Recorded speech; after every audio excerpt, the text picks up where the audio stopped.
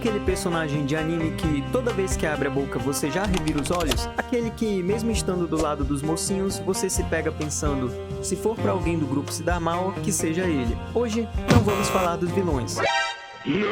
Hoje vamos falar dos aliados que mais atrapalham do que ajudam. Aqueles que na cabeça deles são heróis, mas pra gente são só um poço de agonia e irritação. Prepara a paciência porque este é o top 10 definitivo de personagens insuportáveis que se acham os mocinhos. Pra começar leve, mas já testando a paciência, Pan de Dragon Ball GT. Neta de Goku, ela tinha um potencial imenso, mas uma arrogância maior ainda. Ela se achava líder da missão, mas na prática era especialista em criar problemas que os outros tinham que resolver. Ela desobedecia ordens, agia por impulso e a sua principal função parecia ser gritar vovô em perigo. Ela acreditava ser uma guerreira Z fundamental, mas na maior parte do tempo transformava a busca pelas esferas do dragão num reality de babás em apuros no espaço. Ok, já vamos começar com a artilharia pesada. Se a Pan era irritante, a nossa nona colocada é a personificação da traição. Senhoras e senhores, Rachel. No começo, ela é a luz do Ban, frágil, determinada, a mocinha a ser protegida. Mas tudo isso é uma fachada para uma das coisas mais feias que existem,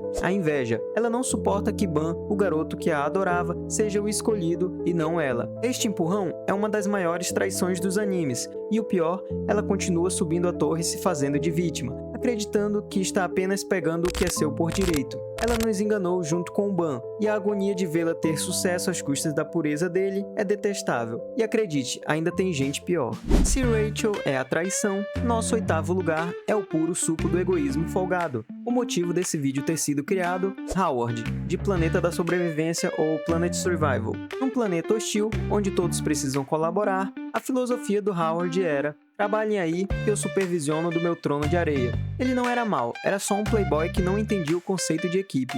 Ele se achava o cérebro do grupo, mas era só o maior peso morto. Cada episódio era uma nova agonia, um novo Howard, pelo amor de Deus, faz alguma coisa útil. Saindo da preguiça e entrando na loucura, Seriyu. Na cabeça dela, ela é a heroína, a personificação da justiça. Só que a justiça da Seriyu é um pouquinho distorcida. Para ela, qualquer um que se opõe ao governo corrupto é o mal e merece ser exterminado por um cachorro ciborgue gigante. A agonia de assistir Seriyu é ver essa fachada de garota boazinha esconder uma psicopata sádica. Ela é a prova de que as piores atrocidades são cometidas por quem tem a certeza absoluta que está fazendo o bem. Falando em gente que tem certeza de tudo, Misa Amane, a idol que se apaixonou por um maluco com complexo de Deus. A Misa é a aliada que mais atrapalha do que ajuda. O Light passava episódios criando planos geniais, aí chegava a Misa. Com duas frases, ela quase jogava tudo no lixo. A devoção dela era cega e sua necessidade de atenção a tornava um peão incontrolável.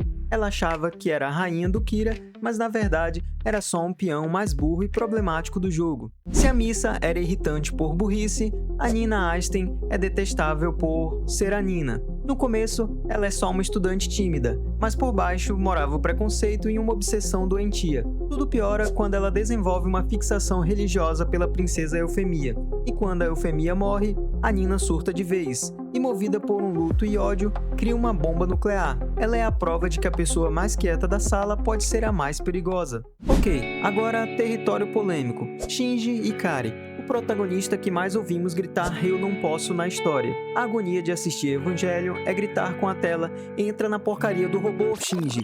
Eu não vou pilotar essa coisa! Ele é covarde, chorão e quebra a regra número 1 do herói de anime. Ele não é corajoso, e por isso tanta gente o odeia. Mas, e aqui está o mais que gera o debate, por isso que ele é genial. Shinji é realista. Ele é um adolescente de 14 anos, abandonado pelo pai, com uma carga emocional gigante, jogado num robô para lutar contra anjos. Como você reagiria? Odiamos o Shinji porque ele é um espelho. Ele não é um protagonista fraco, ele é humano. E às vezes, a realidade é a coisa mais irritante de se assistir. Saindo da complexidade e voltando para a irritação pura, Nier, o substituto do L. Era como trocar um PlayStation 5 por um Polystation. O problema do Nier não é que ele é do bem, é que ele é chato, sem sal. Ele não tem o carisma do L. A vitória dele sobre o Kira soa como um acidente, uma tecnicalidade. Ele é a personificação da anticlímax. Ele não é detestável por ser mal. Ele é detestável por ter tornado o final de uma obra-prima broxante. Nosso vice-campeão e o mestre da filosofia, os fins justificam os meios, mas os meios dele eram tão egoístas e cruéis que ele se tornou um vilão dentro da própria Konoha. Danzo Shimura. Ele se dizia o protetor das sombras de Konoha, mas na verdade ele era o câncer da vila.